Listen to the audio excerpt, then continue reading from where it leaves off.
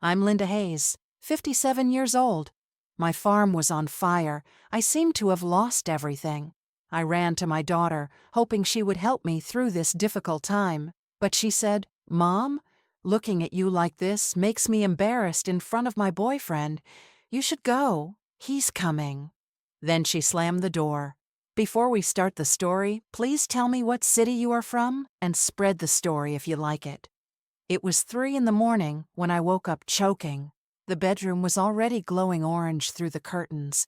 I thought I was dreaming at first, but the heat hit me like a wall. I ran barefoot down the hallway, yelling for the dogs, grabbing whatever I could, my purse, my late husband's Bible, and that little wooden box he carved for me when Emily was born. That's all I got out. The roof came down behind me like the world was ending. I stood in the yard in my nightgown, watching 40 years of my life turn to ash. The fire trucks came, but it was too late. Everything gone. Cows screaming, barn collapsing, even the old apple trees my daddy planted when I was a girl. Nothing left but black skeletons against the sky. By sunrise, I was sitting on the tailgate of a neighbor's truck, covered in soot, barefoot, holding that stupid charred box like it could bring the rest back. I didn't cry then. I couldn't. I just kept thinking, okay, Linda, you still got Emily. She's all the family you have left now. She'll take you in. So I walked the 12 miles to town because nobody answered when I knocked on doors for a ride. My feet were bleeding by the time I got to the fancy new house Emily and that boyfriend of hers bought last year. Big white columns, 3-car garage, one of those doorbells with a camera. I pressed it and tried to smooth my hair down, but I knew I looked like something dragged out of hell. Emily opened the door. Just a crack at first. I saw her eyes go wide, then narrow, like she couldn't decide whether to be scared or mad. "Mom, what on earth?" "Baby, the farm burned down. Everything's gone. I don't have anywhere to go." My voice cracked on the last word. I hated that. She stepped outside and pulled the door almost shut behind her, like she didn't want whoever was inside to see me. "The whole farm?" she whispered. "Like, completely?" I nodded. Couldn't talk. She glanced back through the glass like she was checking nobody was watching, then turned to me with this little smirk like I was some joke that just walked up her driveway. Her eyes went from my soot-streaked nightgown to my bare, bleeding feet, and then to that burnt box in my arms, and she actually wrinkled her nose, the way she used to do when the barn smelled too strong after milking. "Mom, this is really, really bad timing," she said, dragging the words out like I was stupid for not knowing her schedule. "Richard's parents are coming for brunch tomorrow. Mimosas on the patio, the whole thing, and we're literally signing papers for the lake house on Monday. Like, this is the worst possible weekend for—" She waved her hand up and down at me. "All this." I swallowed hard. "All this? Emily, my home just burned down." "I get that," she hissed, stepping closer so the neighbors wouldn't hear. "But look at you. You smell like a bonfire and your feet are filthy and— Mom, there's actual ash falling off you every time you move. I can't have you tracking that through the marble foyer Richard just had installed. It's imported." My mouth went dry. "I just need a couch for a couple nights, baby. I'll sleep in the laundry room if I have to. I'll clean up, I promise." She laughed, this short, sharp laugh that cut me straight to the bone.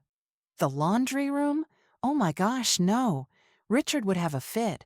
And anyway, we turned it into a little wine closet last month." She said it like I was supposed to be proud of her for having a wine closet. "Mom, be reasonable. You look homeless." I felt every year of my age right then. "I am homeless, Emily. That's why I'm here." She rolled her eyes, actually rolled them, like I was the one being dramatic. "Okay, well, I'm not running a shelter. I have a life now. I worked hard to get away from—" She stopped herself, but I heard the rest in my head. Away from all that dirt and struggle and you. Then she hugged herself, rubbing her arms like just standing next to me might ruin her silk blouse. You smell like smoke. And your feet are… Mom, there's blood. I can't have you tracking ash and blood through the house. Richard is super particular about the floors. They're European oak. I looked down at myself, at the nightgown clinging to me with sweat and soot, at the cuts on my feet, at the ridiculous charred box I was still clutching like it mattered. And for the first time that morning, the tears came. Emily saw them and panicked. Mom, don't cry here, please. The Ring camera is recording. She glanced at the little black lens above the door, like it was more important than me. People will see. That was the moment something inside me went cold and still. My own daughter was more worried about what the security camera thought than what was happening to her mother. I swear my heart stopped right there on her pretty welcome mat. Emily, I'm your mother. I know. She was talking fast now, looking everywhere but at me. It's just, we don't have a guest room ready, and Richard gets stressed when plans change. And honestly, we're trying to keep things calm because his mom already thinks I come from, well, humble people. Humble people? I laughed, but it came out ugly. That humble people farm you grew up on just burned to the ground. Mom, please don't make this a thing. She actually put her hand on the door like she was ready to close it. I'll Venmo you some money for a motel, okay? A couple nights, then we'll figure it out. I promise. I stood there staring at my little girl, the same one I nursed through fevers, the one I worked double shifts for so she could have dance lessons, and I realized she was ashamed of me. Emily, I said real quiet. Look at me. She finally did, and I saw it clear as day. She'd already decided I was a problem to be managed. I don't want your money, I told her. I just wanted my daughter. She bit her lip, then reached in her pocket, pulled out a $20 bill like that fixed anything, and pressed it into my hand. I'm sorry, Mom. I really am. I'll call you in a few days. And then she stepped back inside and shut the door. I heard the lock click. I stood on that porch a long time, long enough for the sun to get hot on my shoulders, long enough to feel the last piece of my heart finish breaking. Then I turned around, still barefoot, still holding that scorched wooden box, and started walking, didn't know where. Just away. I had nowhere left to go, not a soul in the world who wanted me. And that's when a car pulled up beside me on the empty road, and a woman I barely recognized rolled down her window and said words that probably saved my life. I walked until the sun went down and came back up again. 12 miles to Emily's, then nowhere to go, so I just kept putting one bleeding foot in front of the other. That $20 bill she shoved at me was still crumpled in my fist. I slept a little on a bench behind the gas station, woke up every time a truck roared by. My stomach hurt from hunger, and my heart hurt worse. I kept thinking, 57 years old and sleeping outside like some stray dog. I didn't cry anymore. I was too tired for tears. Around noon the next day, I was sitting on the curb outside the dollar store, trying to clean the worst of the soot off my legs with a bottle of water, when a car slowed down. Old blue sedan, dent in the fender. The window rolled down, and there was Ruth Ann, a lady I used to sell eggs to on market days. She took one look at me, and her mouth fell open. Linda Hayes? Lord have mercy, girl. What happened to you?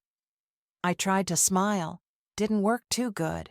Farm burned down night before last. Lost everything. She didn't ask questions, just reached over and popped the door.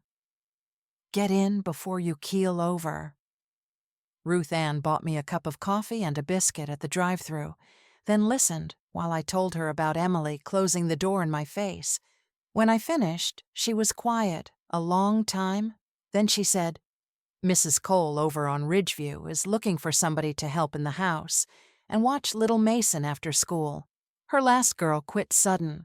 I clean for them twice a month. I could put in a word. It comes with a room over the garage. I stared at her like she was speaking another language. A room. A job. Hope felt dangerous, like it might bite me. Ruth Ann dropped me at the gate of the Cole place that same afternoon. Big iron gates, long driveway, house so pretty it looked fake. My stomach flipped. I still smelled like smoke, and my hair was a mess, and I was clutching that stupid burnt box like a hobo bag. But I walked up and rang the bell anyway. Mrs. Cole opened the door herself. Tall gray hair twisted up neat, eyes sharp as broken glass. She looked me up and down, and I felt every speck of dirt on me. "Ruth Ann called," she said. "You need work?" "Yes, ma'am. I'm a hard worker. Raised on a farm, ran it myself 25 years. I can cook, clean, garden, mind children. We'll see," she cut in. "1 month trial, room over the garage, 3 meals, $400 a week cash. You start now." Just like that. I almost dropped to my knees right there on her marble step. They gave me 2 uniforms, gray dresses, white aprons, and showed me the little apartment above the garage. First real bed I'd touched in 3 days. I sat on it and cried quiet so nobody would hear. The trouble started the minute I walked into the kitchen the next morning. Gloria, the housekeeper who'd been there 15 years, took one look at me, and her lips went thin. "Mrs. Cole must be desperate," she muttered, loud enough for me to hear.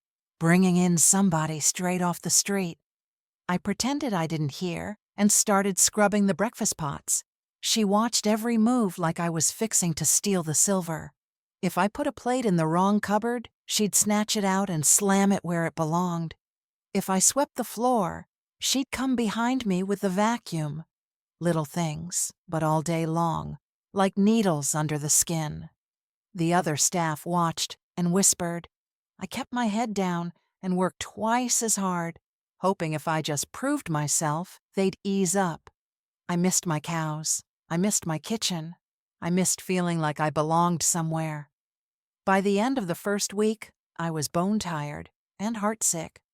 I sat on the narrow bed in my little room, holding that scorched wooden box, tracing the carved initials with my thumb, JH for my late husband, John. I talked to it sometimes when nobody was around. "I don't know how much more I can take, John. I'm too old to start over." That's when I heard the soft knock. I opened the door, and there stood the smallest boy I ever saw, maybe 6 years old, blonde curls, big gray eyes. He was holding a picture book and staring at me like I was the first grown-up he'd seen in years. "Are you the new nanny?" he asked. "I guess I am, sweetheart." Without another word, he walked straight in, threw his little arms around my waist, and hugged me tight. Just held on like he'd been waiting for me his whole life. I froze, scared to move.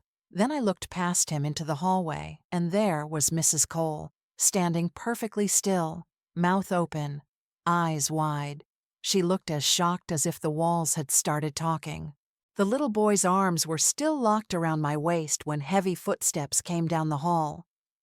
I looked up, and there he was, Adrian Cole himself, tall, dark hair just starting to silver at the temples, suit jacket slung over one arm like he'd come straight from the office.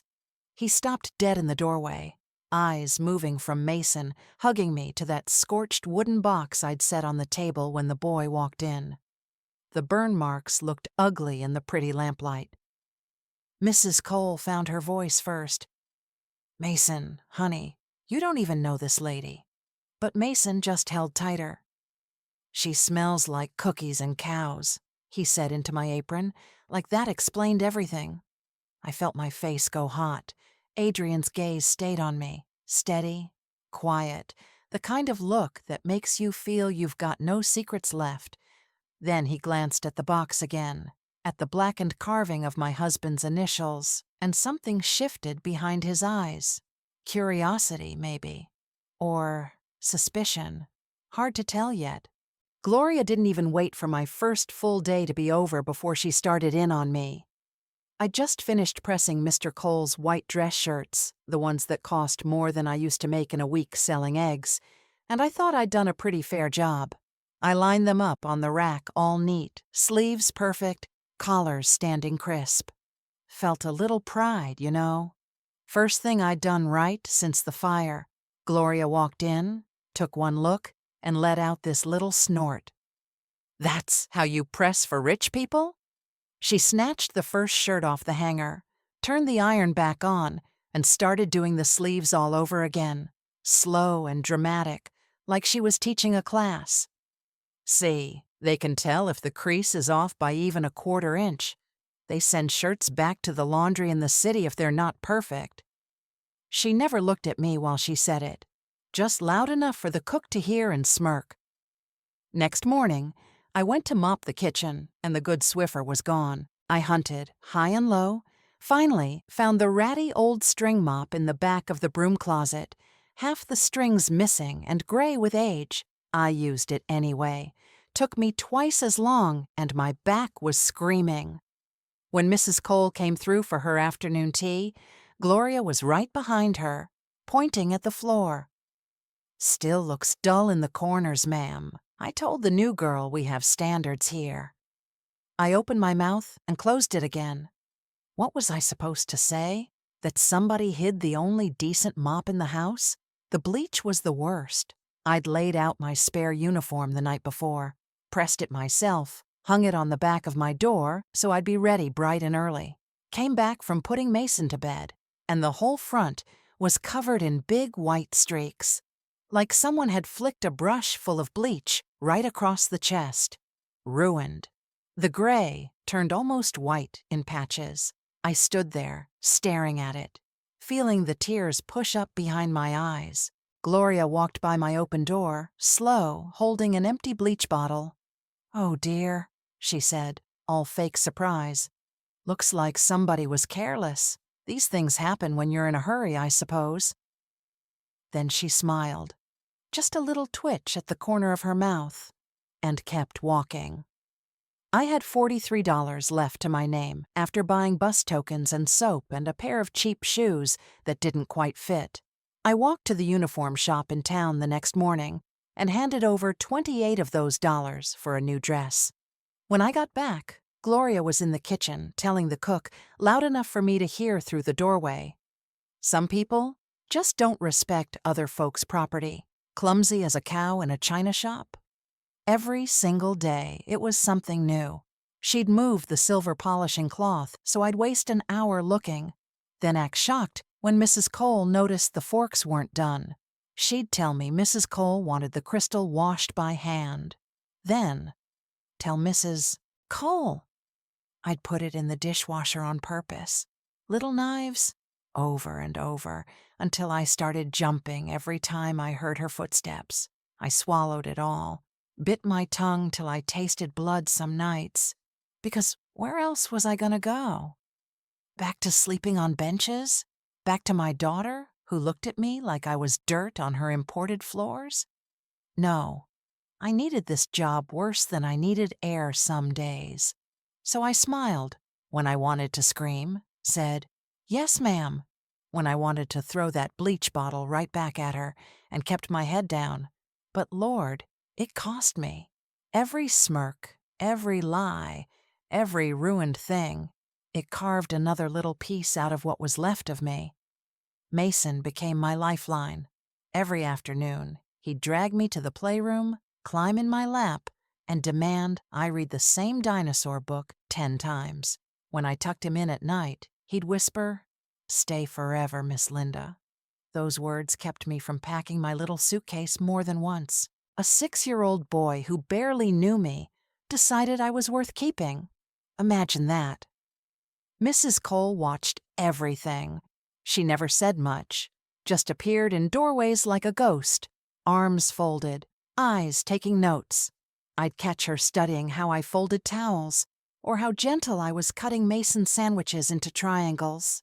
I felt like a bug under glass. It was one of those quiet Saturdays where the house felt almost sleepy, just the hum of the dryer and Mason's cartoons drifting down the hall. I was sitting on a stool in the laundry room, folding his tiny socks, the ones with little dinosaurs on them, when the doorbell rang. 3 sharp chimes. Gloria was upstairs stripping beds, so I wiped my hands on my apron and hurried to the front before it rang again and woke Mrs. Cole from her nap. I pulled the heavy door open, and the afternoon sun hit me full in the face.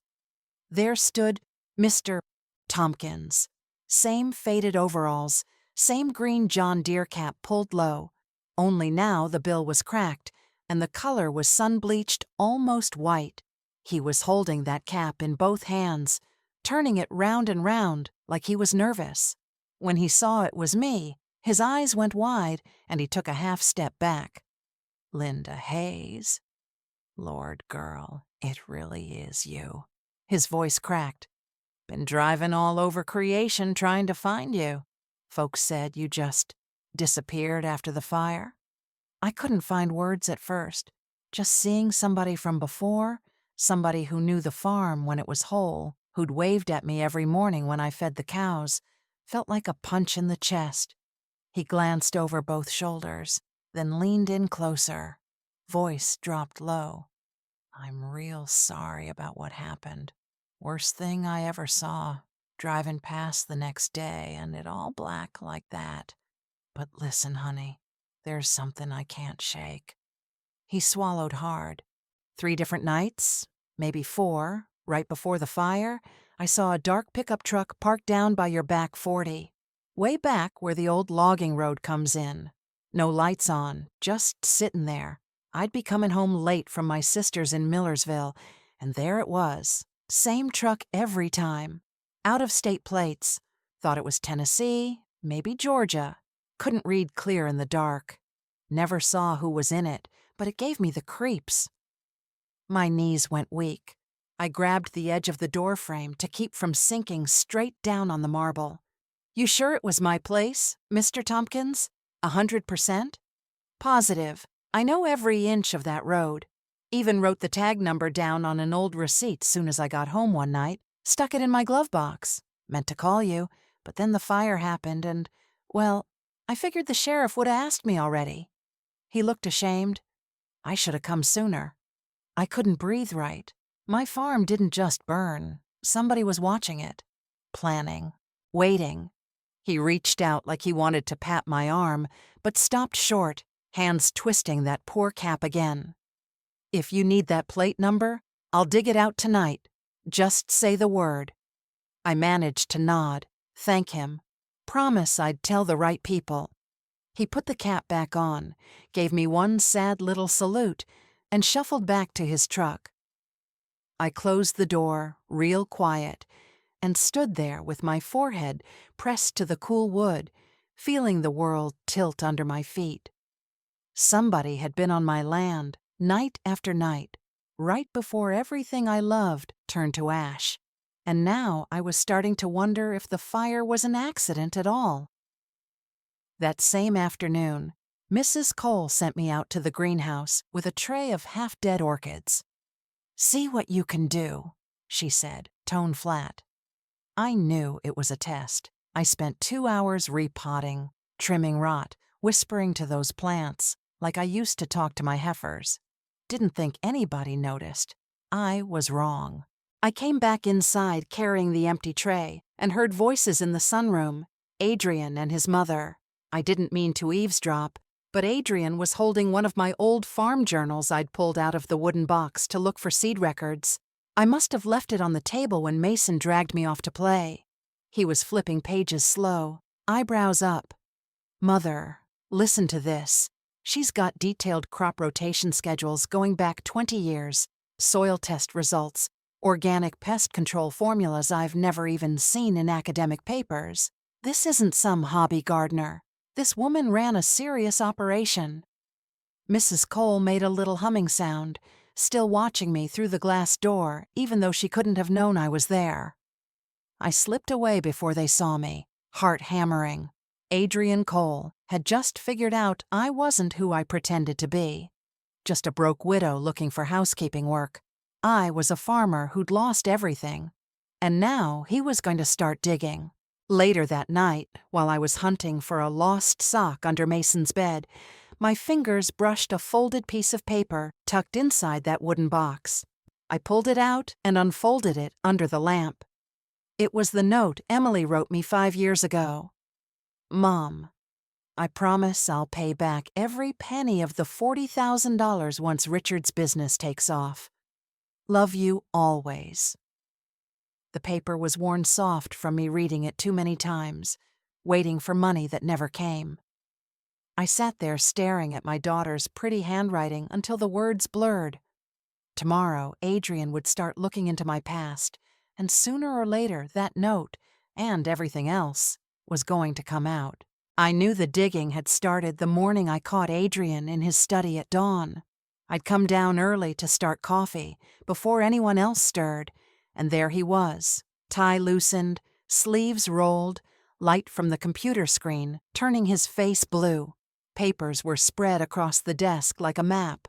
Old county tax records, crop reports, even a grainy photo of my farm from some agriculture magazine 10 years back.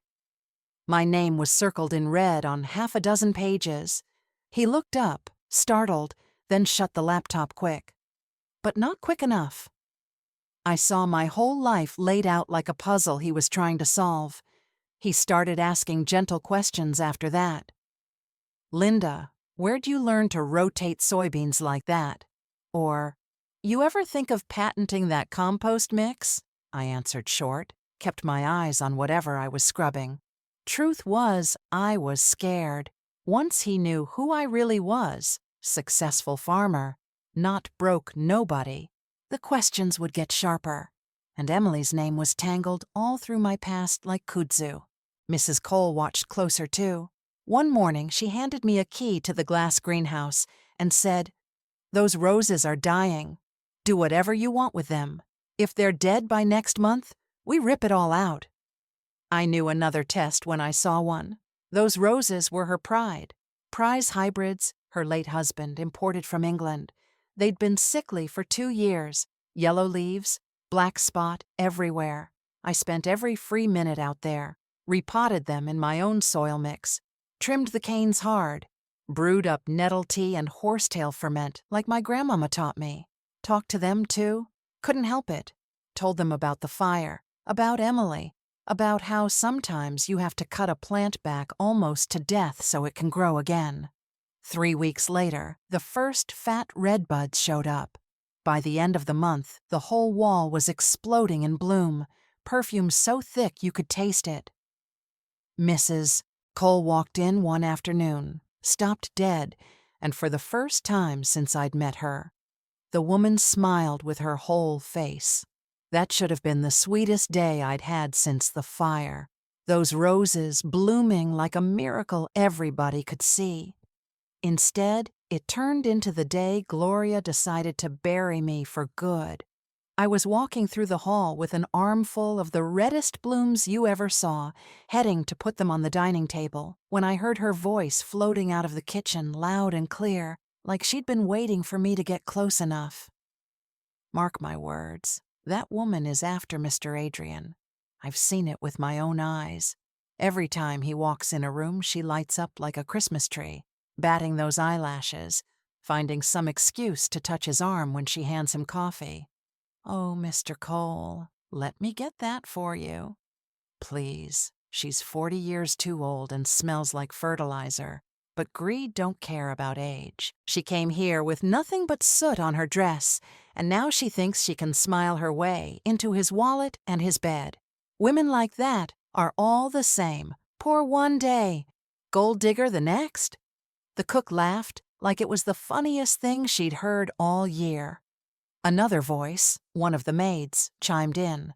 I noticed it too, always lingering when he's home early.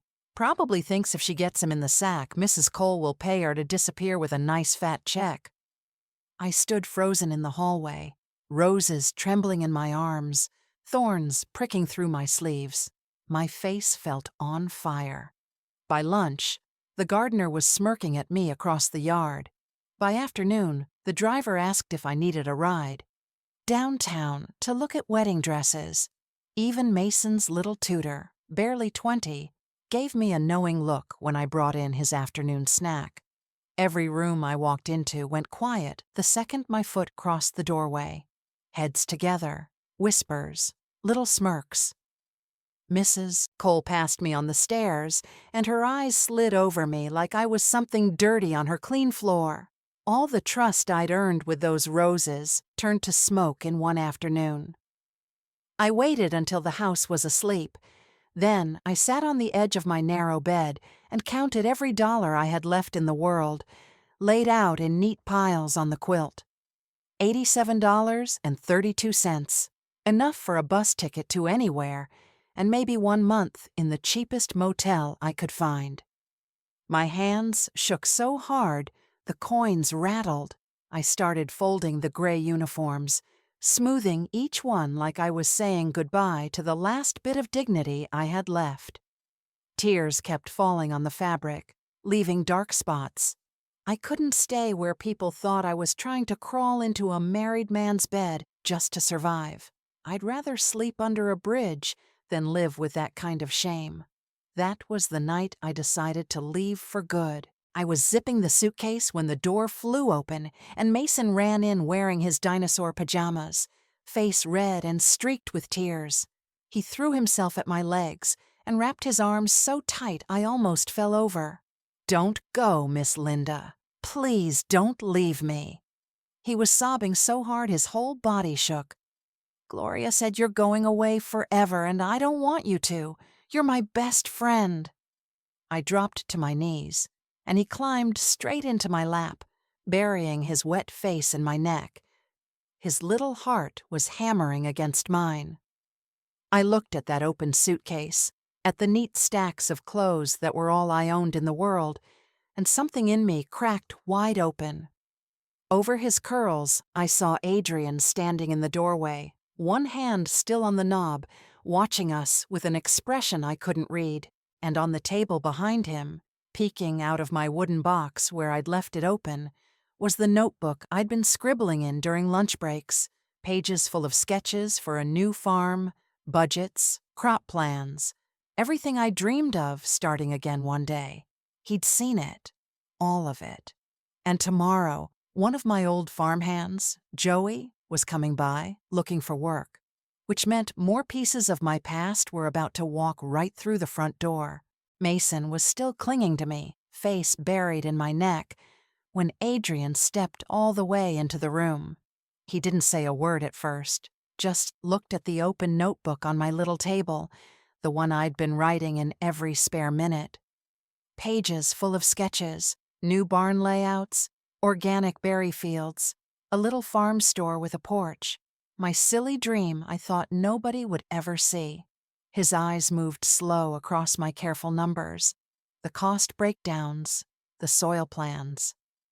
When he finally looked up at me, his face wasn't angry or amused. It was respectful, like he'd just met somebody he hadn't expected. That same afternoon, the doorbell rang while I was helping Mason with his shoes. I opened it, and there stood Joey, big, quiet Joey, who'd worked for me 8 seasons. Same shy grin, same ball cap pulled low. He took it off and turned it in his hands. There he was, big Joey with his old work boots and his cap half crushed in his hands, looking like he hadn't slept in weeks. "Miss Linda," he started, voice cracking right down the middle. "I heard through Ruth Ann you was here. I been out of work ever since the farm went. Ain't found steady nothin'. Was wonderin' if maybe Mr. Cole needed an extra hand outside." He tried to smile, but it died quick. Then he stepped closer, glanced over his shoulder like somebody might be listening, and dropped his voice to barely a whisper. "There's something else eatin' me alive, ma'am. I told the insurance man and the fire marshal both, but they acted like I was just some dumb farmhand talkin' nonsense. That week before the fire, your daughter's white SUV was up the back road 2 different nights. Real late. I was in the machine shed past midnight both times. fixin' that stubborn baler so it'd be ready for hay season. Saw her headlights comin' slow. No hurry, like she didn't want nobody to notice. She never got out long enough for me to say, "Hey," just sat there maybe 10 minutes each time, then turned around and left. He swallowed so hard, I heard it. Next morning, after the second night, I found a red plastic gas can sittin' right by the equipment shed door. 5-gallon, brand new, not a scratch on it, and bone empty. Smelled strong, too. I figured one of the boys bought it for the mower and forgot it, so I tossed it on the scrap pile. Miss Linda, after what happened, I can't close my eyes without seeing that can. If I'd a said something, then maybe? His voice broke clean in two. He looked down at the porch boards like they might open up and swallow him. I couldn't breathe. My chest felt like somebody had parked a tractor on it. "Joey," I managed, and my own voice sounded far away. "You're sure it was Emily's car? White Mercedes SUV? Butterfly sticker on the back window?" "Yes, ma'am. I'd know it anywhere. She used to park it right by the milk house when she came to borrow money." The world tilted. I sank down on the top step because my legs wouldn't hold me anymore. Emily, my little girl, sneaking onto the farm in the middle of the night. A gas can. Joey crouched in front of me, eyes red. "I'm sorry, Miss Linda. I should have called you right then. I was scared to get in family business. Thought maybe she was just, I don't know, dropping something off. But now I think I helped kill your place by keeping quiet." I reached out and grabbed his big, rough hand. "Joey, listen to me. You didn't do this. You hear me? You didn't." But inside, I was screaming at God.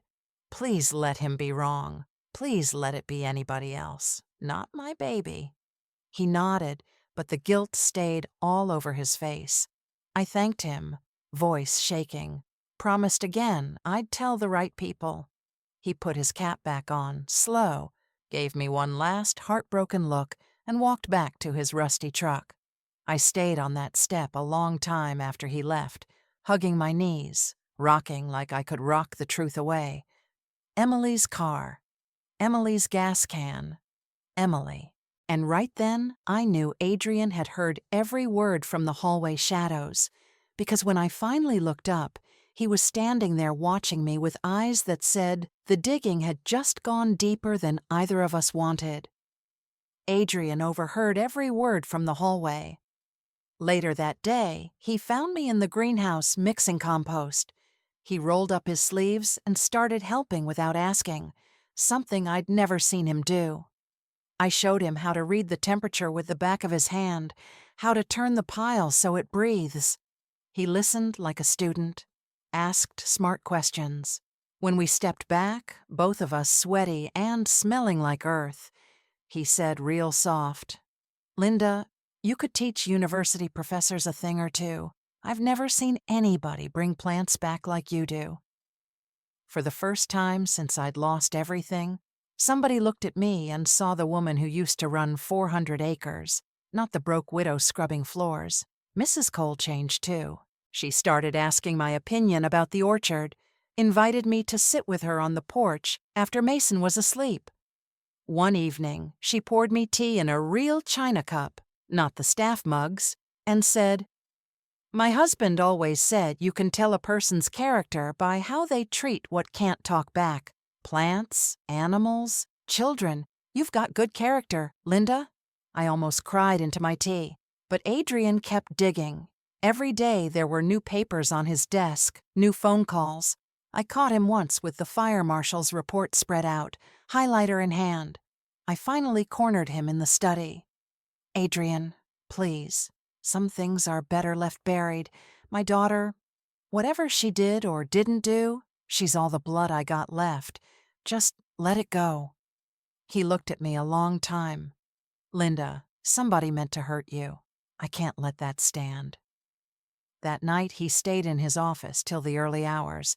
I couldn't sleep either. Kept seeing Joey's face, that red gas can, Emily's car headlights in the dark. Around 3 in the morning, I heard the printer running. I crept downstairs and saw Adrian at his desk, face pale, staring at a stack of photographs, close-ups of burn patterns on what used to be my barn walls, arrows drawn in red marker pointing to pour trails, circles around places where the fire burned hottest and fastest. Wrong for an accident. He looked up and met my eyes. "Linda," he said, voice rough. This wasn't lightning. This wasn't faulty wiring. Somebody poured accelerant in 3 different spots and lit it on purpose. My knees gave out. I sat hard on the rug, hugging myself while the room spun. Arson. Somebody wanted to take everything from me on purpose. And somewhere out there, Emily was shopping with Richard's mother, laughing over brunch, pretending she still had a perfect life. But I had a feeling her ears were burning. Because somewhere tonight, somebody mentioned my name again, and my daughter was already planning how to fix the mess she thought she'd buried forever. I was in the kitchen slicing apples for Mason's lunch, the knife moving slow and steady the way he likes his pieces thin, when those 3 fancy chimes rang out. My hand froze mid-cut. Something about that ring twisted my stomach hard, like a warning I couldn't name yet. Gloria's footsteps clipped down the hall. The door opened, and then I heard it. That bright, too sweet voice floating in like syrup poured over broken glass. Emily. She came sweeping into the kitchen before I could even wipe my hands, blonde hair bouncing, designer handbag swinging like a trophy, perfume so heavy it hit me like a slap. "Mom," she sang, arms flung wide, smile so wide it looked painted on. "Oh my goodness, there you are. I've been worried sick about you." I just stood there, knife still in my fist, apple juice dripping off my wrist onto the cutting board. Worried sick? She hadn't called once. Not a single text. Not one. "Are you alive, Mama?" In all these weeks of me sleeping in a garage apartment and scrubbing other people's floors. And now she was here acting like we'd been praying together every night. She rushed me before I could move, wrapped her arms around my neck and squeezed like the cameras were rolling. Her perfume choked me. "Look at you in that little apron," she cooed loud enough for Gloria to hear in the hallway. Richard's mother heard at the club that my mother was working as a maid for the Coles. I was mortified, Mom, absolutely mortified. People think we abandoned you. You shouldn't be scrubbing floors and peeling apples at your age. I came to take you home right now. Home. The word hit me like a brick. Home was where she'd looked at my soot-covered nightgown and bleeding feet and said Richard was particular about his imported floors. Home was where she'd pressed a $20 bill into my shaking hand and shut the door while I stood crying on her perfect welcome mat. And now she wanted to drag me back there so nobody at the country club would whisper about her? My skin crawled under her hug. Every word out of her mouth was for somebody else's ears. Gloria's, Mrs. Cole's, whoever might repeat it later and say what a devoted daughter Emily was. I could feel the lie dripping off her like that cloying perfume. She wasn't here for me. She was here because her shiny new life had started to crack, and she needed her poor mama to help patch it up pretty again. Richard stood behind her in the doorway, arms crossed, face cold. He barely glanced at me. When Emily tried to loop her arm through his, he moved just enough that she missed. Something had shifted between them. I could taste it. His mother must have finally decided Emily's people were too humble, after all. Emily didn't notice, or pretended not to. She looked around the kitchen, eyes gleaming. "This place is stunning, and I heard Adrian Cole is some kind of genius investor. Imagine what doors he could open for us, Mom. We could be a real family again.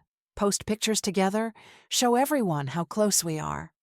She lowered her voice to a whisper only I could hear. I could really use the Coles thinking we're respectable right now. My skin crawled. She wasn't here for me. She was here for what my closeness to this family could buy her. I kept my voice low and steady. Emily, I have a job. A good one. I'm fine right here.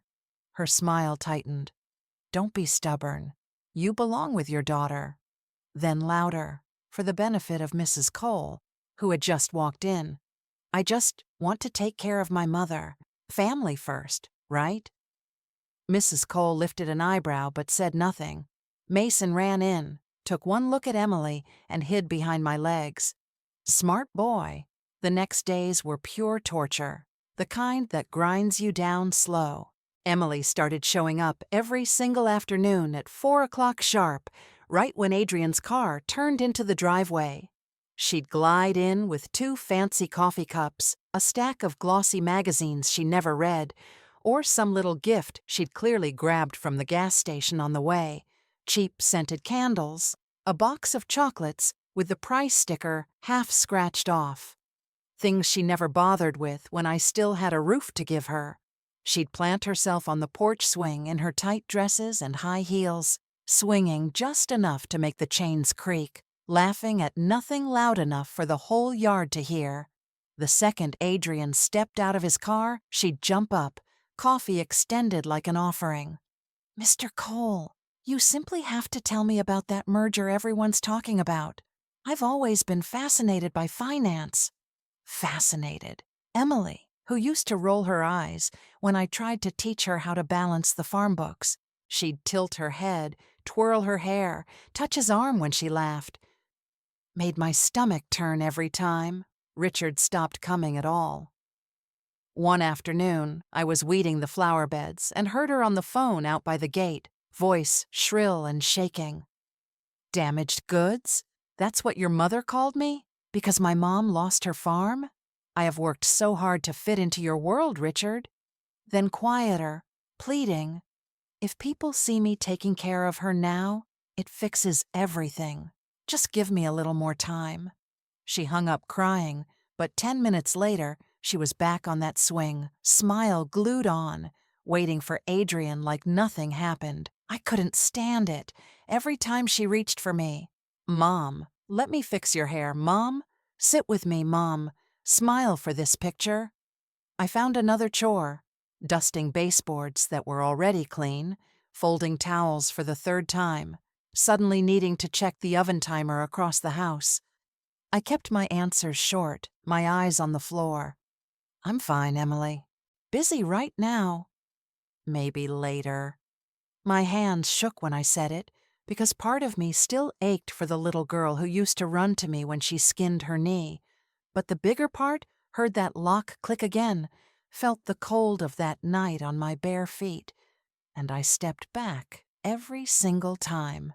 She never noticed how I flinched, or maybe she did, and just didn't care. All she saw was the big house, the Cole name, the chance to patch her crumbling fairy tale with my face in the photos. I kept my distance as best I could, but Adrian watched it all with eyes that missed nothing. One evening, he found me folding laundry long after everyone was asleep, and what he told me next turned every one of Emily's fake smiles into poison. Adrian watched it all. One evening, he found me folding laundry long after everyone was asleep. He leaned in the doorway, voice quiet. Linda, I ran the plate numbers from your neighbor and cross-checked cell records.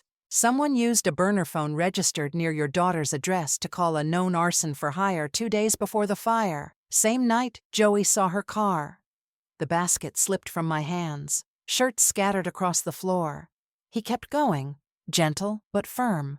I'm not saying she lit the match herself, but she's connected. I can feel it. I pressed both hands to my mouth to keep the sob inside. My own baby, my Emily.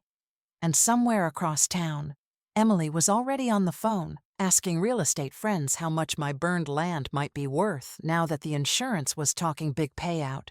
And the Cole security cameras were about to catch her doing something she'd never expect anyone to see. Adrian came to me one morning, holding his phone like it was hot. Your old farm, he said quiet. Emily's been calling realtors, asking how much the land would sell for if the insurance pays out big. She told one of them the title would be Clean Soon.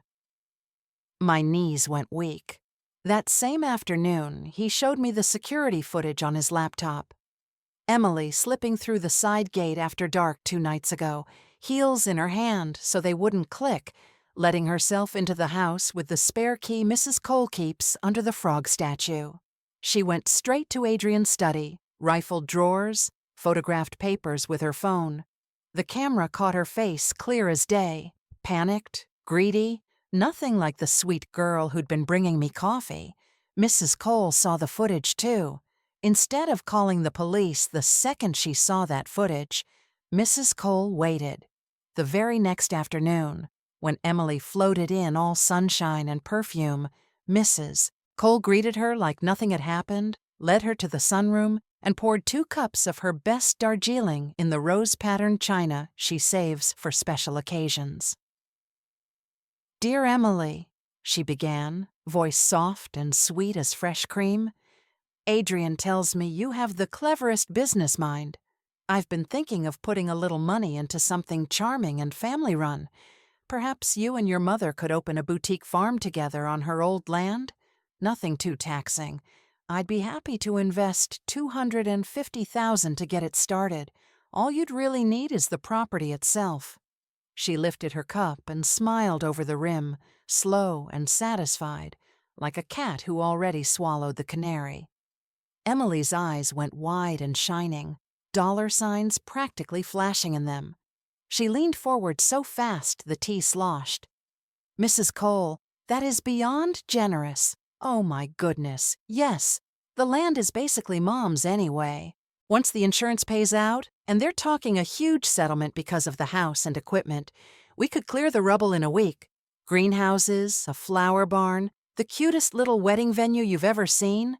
Brides pay $20,000 just for photos in a field these days. I already have 2 influencers who would promote it for free. We could be in profit the first season and flip the whole property in 5 years for triple, easy." She was talking so fast, her words tripped over each other. Instagram aesthetics, branded merchandise, luxury glamping pods. Not one mention of planting a single seed, not one thought about me ever touching that soil again. Just money, money, money, fast and pretty. Mrs. Cole let her run like a toy on a string, then set her cup down with the softest clink. "So you'd be comfortable signing papers that give your mother full legal ownership of the land and any insurance money, and you would simply manage the project for her?" Emily didn't hesitate, didn't even glance at me. "Of course. Mom's too old for all that stress and paperwork. I'd handle every detail, permits, contractors, marketing. She can just sit back and enjoy her retirement. Maybe grow a few tomatoes if she wants." She reached over and patted my hand, like I was a feeble old woman who needed her permission to hold a trowel. Her rings were cold against my skin. I pulled my hand away so fast the teaspoon rattled in my saucer. Mrs. Cole's eyes met mine across the table, sharp, knowing, and for the first time since I'd come to this house, full of something that looked a lot like protection. Emily kept talking numbers, kept smiling that bright, empty smile, never noticing the trap had already sprung, and she was dancing right in the middle of it. I excused myself, saying I had to check on Mason, but really, I needed air before I threw up right there on Mrs. Cole's Persian rug. Because now I knew for certain, my daughter didn't just want the money. She wanted me gone from the picture completely, smiling and quiet in some corner, while she sold my life out from under me all over again. That night, Adrian called me into the study. The lights were low, just the desk lamp glowing on a stack of folders thick as a Bible. He didn't sit. He stood behind the desk like a judge. "Linda," he said, voice rough.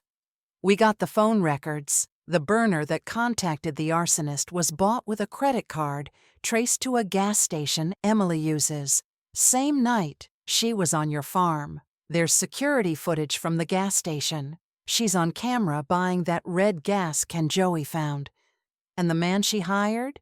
He's talking now? Said a pretty blonde woman crying about debts paid him $20,000 up front and promised 30 more once the insurance paid. He opened the top folder. Photographs, bank transfers, texts, everything laid out neat and ugly. My little girl's name right there in black and white. I couldn't breathe. The room started closing in.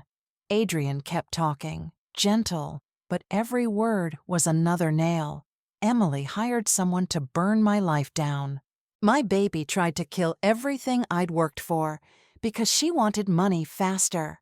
I backed out of the study, hands over my mouth, shaking so hard I had to lean against the wall. Tomorrow, Adrian would make everything official. Tomorrow, he'd confront her. And tonight, the old darkness started creeping back in. The same heavy cloud that sat on me for months after the fire. My hands wouldn't stop trembling. I could already feel the long, black days coming again.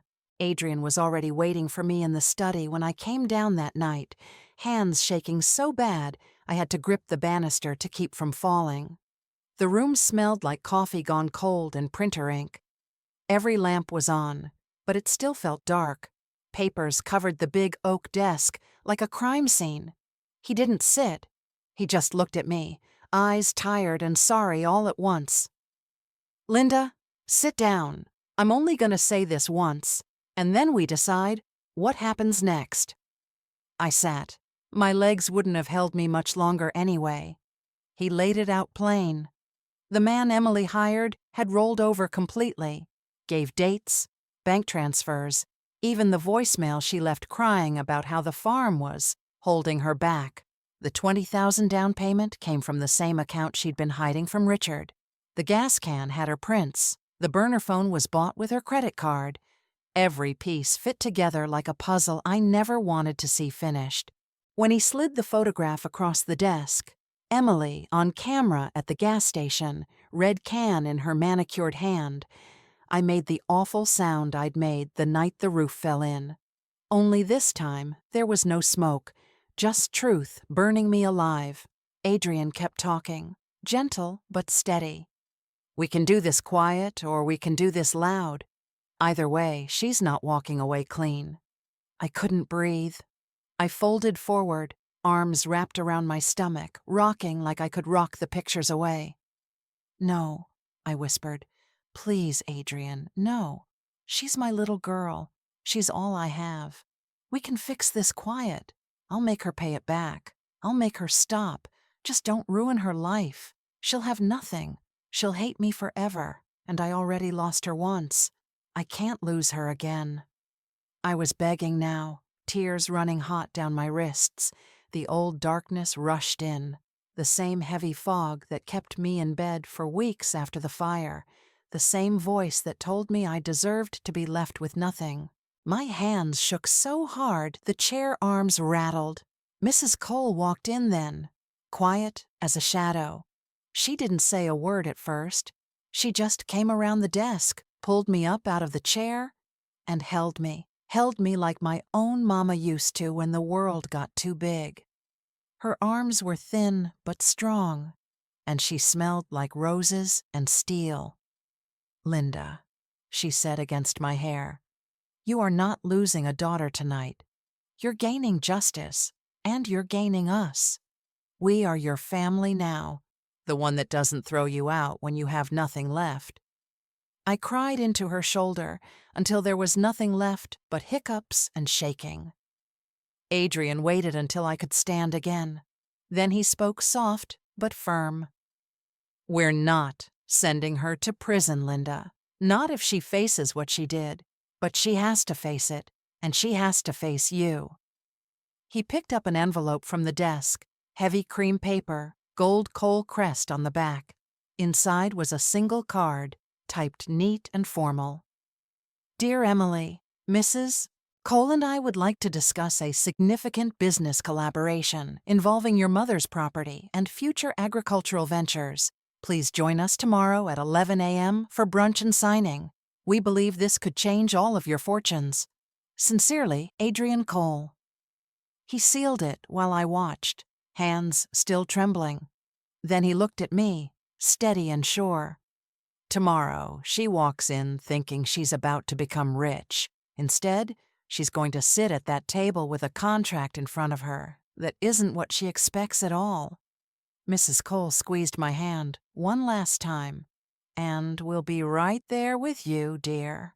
Every step. I nodded, numb and terrified, and, God help me, relieved. Tomorrow, Emily would walk through that door smiling, hair perfect, thinking she'd won. And on the table would be a contract she never saw coming. 11 o'clock on the dot, the front door swung open and Emily stepped through like she'd already signed the deed to the whole estate. Head high, shoulders back, cream silk dress clinging to every curve. Heels so tall and sharp they stabbed the marble with every step. Her hair fell in those perfect salon waves that cost more than I used to make in a week selling eggs, and her makeup was camera-ready, contoured cheeks, lashes long enough to cast shadows. She carried a sleek leather portfolio under one arm like it was solid gold, and the smile on her face was so wide and triumphant it hurt to look at. "Good morning, darlings," she sang, voice dripping honey and money. She floated straight to Mrs. Cole and kissed the air an inch from each powdered cheek, leaving a cloud of expensive perfume. "Mrs. Cole, you look stunning as always."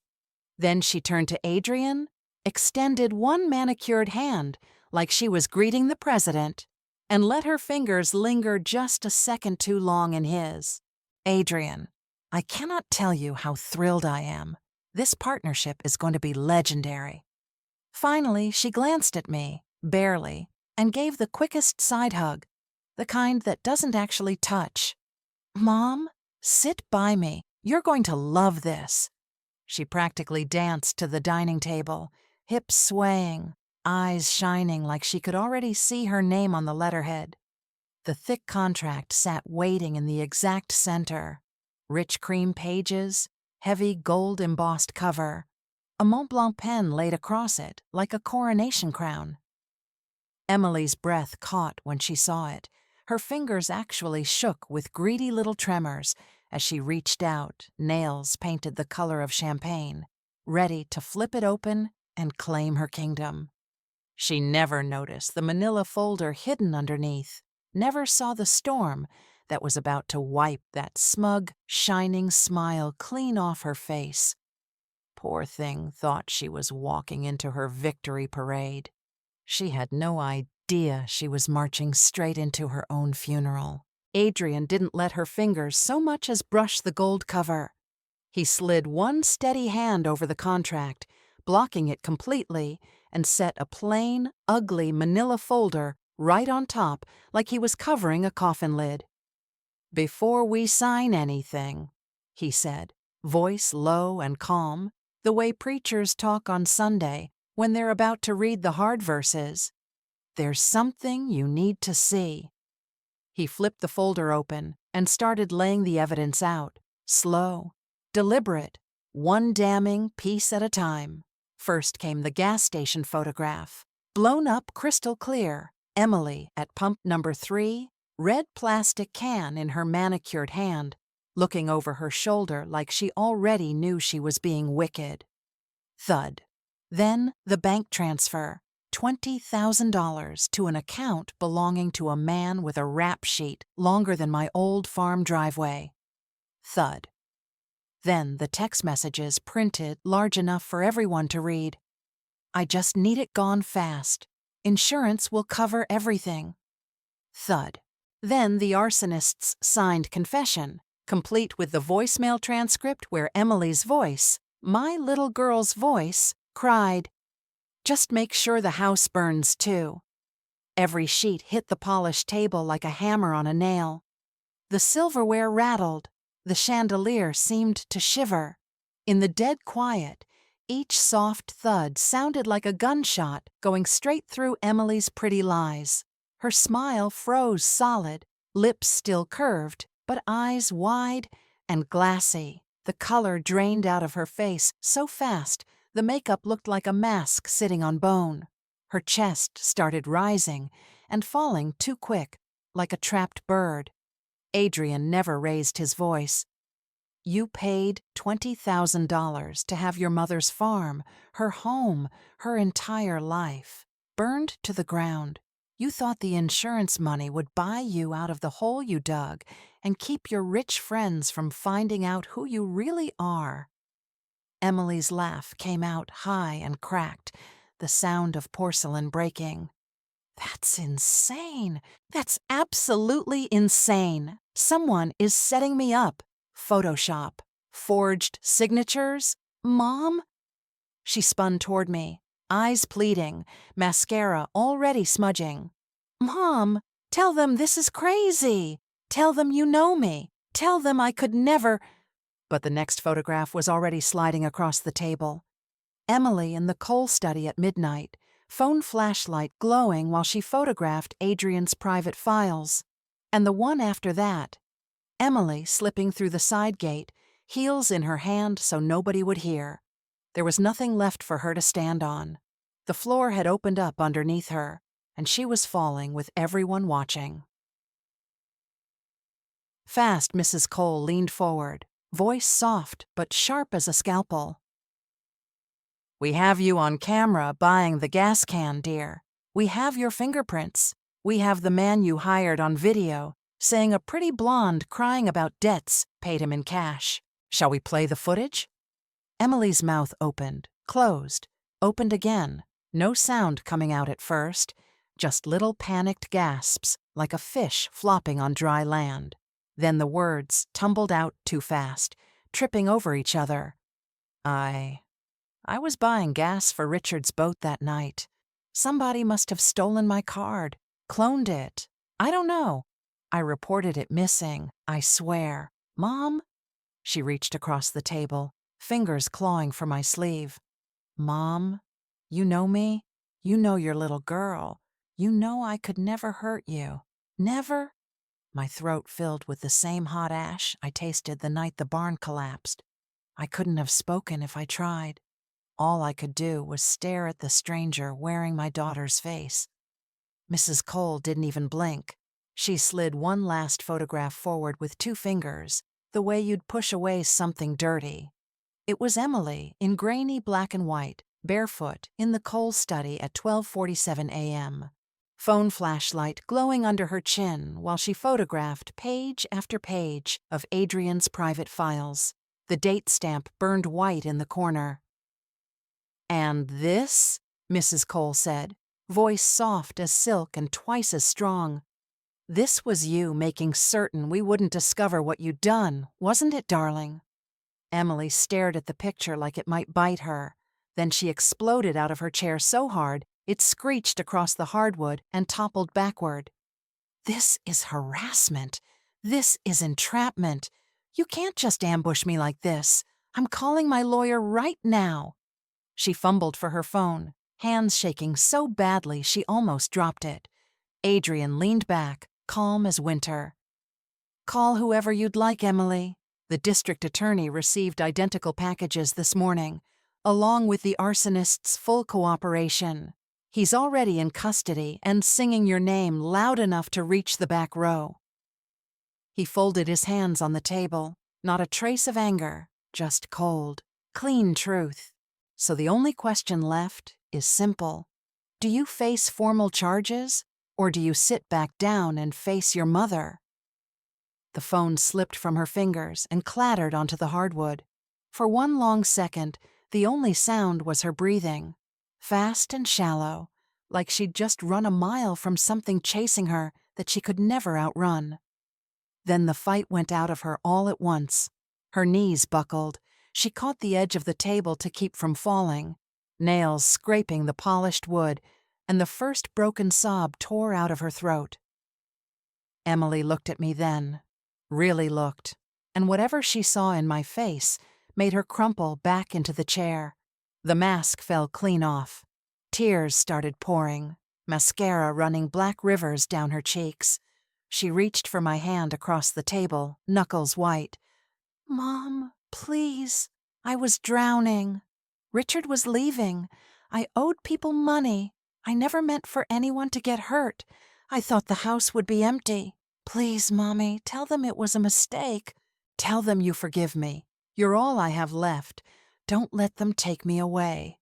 She was sobbing now, begging, voice cracking into the little girl sound I hadn't heard since she was 6 and scared of thunder. My heart tore in half and kept tearing. The room went dead silent, except for her crying. Adrian and Mrs. Cole waited. The contract still sat in the middle of the table, but it wasn't the one she thought. And right then, something in me that had been broken for months finally clicked into place. I looked at my daughter, my baby who tried to burn me out of existence for money, and I felt the trembling stop. The compensation contract was slid forward, thick and final. I stood up slow, looked Emily straight in the eyes one last time, and felt every year of pain settle into calm, cold resolve. Adrian didn't rush. He took the manila folder, set it aside like yesterday's trash, and placed a new contract in the exact center of the table. Plain white cover, no gold, no pretty seal, just thick black letters across the top. Full restitution and settlement agreement. My name, Linda Hayes, printed bold and alone on the first line. Emily's name didn't appear anywhere, not once, not even in fine print. He laid the pen on top like a scalpel. "Sign," he said, so quiet the word barely carried, yet it filled the whole room. Full restitution, the insurance settlement, the replacement cost of every cow, every stalk of corn, every piece of equipment, the house, the barn, 40 years of my sweat and your grandmother's recipes, everything you tried to turn into cash. Plus punitive damages. You sign every page, and the district attorney agrees to drop the arson charges, the fraud charges, the attempted murder charges. You refuse. He let the silence finish the sentence. Prison. Years. Her pretty face on the news next to the word felon. Emily stared at the stack of pages like it might bite her. Her hands shook so hard her diamond bracelet rattled. The cream dress that cost more than my first tractor was soaked at the collar with tears and snot.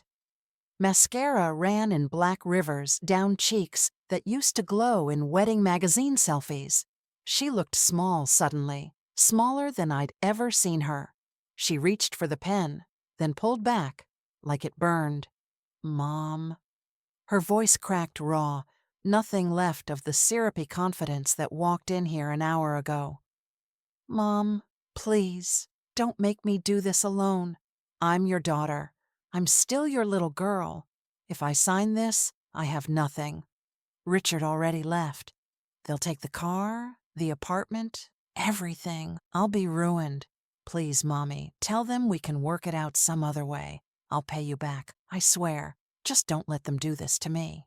Her begging filled the dining room, bouncing off the crystal and silver like a trapped bird beating itself against the windows. Every word was a knife, but the blade was turned toward her now, and for the first time in my life, I didn't reach out to stop the bleeding. I stood up slowly, pushing the heavy chair back with hands that no longer trembled. My legs held me steady for the first time in months, like the ground itself had decided to forgive me and stand firm. I looked across the table at Emily, really looked, and for one heartbeat I saw both versions of her at once. The little girl with scraped knees, who used to run to me crying when the thunder scared her, and the cold-eyed woman who stood barefoot in my nightgown, watching my life burn so she could cash the check. 2 daughters in one face, one I would have died for, one who tried to kill everything I loved. My voice came out quiet, almost tender, the way you talk to a wounded animal you still have to put down. "You're not alone, Emily. You're just not with me anymore." The words hung in the air like church bells after a funeral. Emily's face crumpled completely. A sound came out of her I'd never heard before, raw, animal, like something inside her finally broke clean in half. She reached for me one last time, fingers clawing across the table. knocking over a water glass that spilled like tears nobody bothered to wipe. I didn't move. I didn't reach back. She cried harder, ugly now, shoulders shaking so hard the cream dress slipped off one shoulder, but she picked up the pen. Her hand shook so badly the first letter of her name looked like a child's scribble. Tears fell fat and fast, blotting the ink, turning Emily into a watery smear on every page. She signed and signed and signed until the last page was done and the pen rolled off the table and clattered on the floor like a spent bullet. Adrian notarized it with a calm, steady hand. Mrs. Cole signed as witness, her signature elegant and final.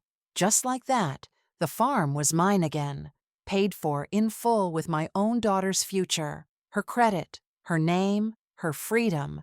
Every zero on that check was a chain she would wear for years. Emily's scream was cut short when two deputies stepped in from the hallway. She fought, heels scraping, nails clawing at the tablecloth, but they cuffed her right there in the dining room while Mrs. Cole poured fresh tea like nothing was happening. The last thing I saw of my daughter that day was her face pressed to the patrol car window as they drove her away, mascara smeared, mouth open in a silent wail. The trial was fast. The evidence was airtight. She took a plea, 7 years, no parole for 5. Richard divorced her before the first visiting day. Her rich friends vanished overnight. The tabloids ran the headline, "Heiress burns mother's farm for cash," above a photo of her in orange, hair unwashed, looking 10 years older than her age. The newspapers the next week called it a generous out-of-court settlement between mother and daughter after a tragic accidental fire. They printed a blurry old photo of us smiling at Emily's college graduation. Nobody ever knew the real story. We made sure of that. Prison swallowed her whole. I never went to see her. The letters came for a while, then stopped. Last I heard, she was working laundry detail, folding other people's clothes for 23 cents an hour, sleeping on a thin mattress under fluorescent lights that never turn off. The farm came back greener than ever. The Coles helped me rebuild bigger, better. Mason calls me Grandma now. Mrs. Cole and I drink coffee on the porch every morning, watching the sun rise over land that is mine again. Truly mine. Paid for in full. One spring day, I walked to the edge of the new field, bent down, and scooped up the first handful of warm, dark soil. It smelled like forgiveness and second chances. Family isn't just where we're born. It's where we aren't cast aside when we have nothing. And sometimes karma makes sure the ones who cast us aside end up with nothing at all. One morning, 6 months later, I stood at the edge of the new porch, watching the sun come up over rows of young corn. The house smelled like fresh paint and coffee. Mason was chasing chickens. Mrs. Cole was humming in the kitchen. Adrian walked up behind me, slipped an arm around my shoulders like it was the most natural thing in the world. I walked down the steps, past the new flower beds Mrs. Cole planted, past the little sign that now reads Hayes Cole Farm, and stopped at the edge of the field. I bent down, scooped up the first handful of rich, dark soil, still cool from the night. It smelled like rain and promises. I let the dirt run through my fingers and smiled for the first time in years, real and deep and free. Sweethearts, that's the end of my story. Did any of it touch your heart the way it still touches mine? Tell me in the comments. What city are you watching from tonight? If this journey made you feel less alone, if it reminded you that justice and love do come back around, please leave a super thanks, even a little one. It helps me keep telling these true stories for all of us who've been hurt by the ones we loved most. There are 2 more real-life stories popping up on your screen right now. I promise, they'll speak to you too. Don't forget to subscribe so we can sit at this kitchen table again soon. I read every single comment, and I answer as many as I can. Thank you for letting me share my heart with yours. See you in the next story, my dears. With all my love and respect.